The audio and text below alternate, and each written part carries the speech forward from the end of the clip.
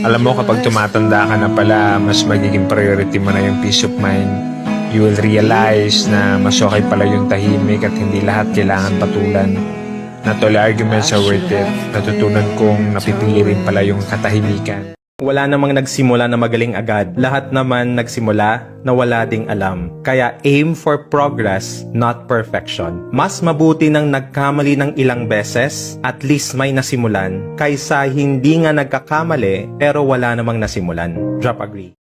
Hanggang sa natutunan ko ang halaga ng aking buhay. Binago ang mga gustong gawin, paulit-ulit tinanong ang sarili sa harapan ng salamin. Pinalaya ko ang tunay na salarin, hinayaan kong matutunan niya kung paano ba itama ang mali. Mga di madali ay harapin, bahala na kung saan ako nito dalhin. Basta't sinimulan ko kung paano ang sarili mahalin. Isang buhay na may pag-ibig sa sarili, sa pamilya, para sa kapwa at mga tropa. Yan ang kailangan ko. Kailangan mo, kailangan niya, kailangan nila, at ng buong mundo.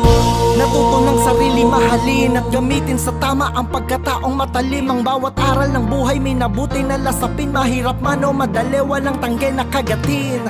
Aminadong di perpekto, at para sa iba ay isa lang maliit na insekto. Gamit ang aking talento.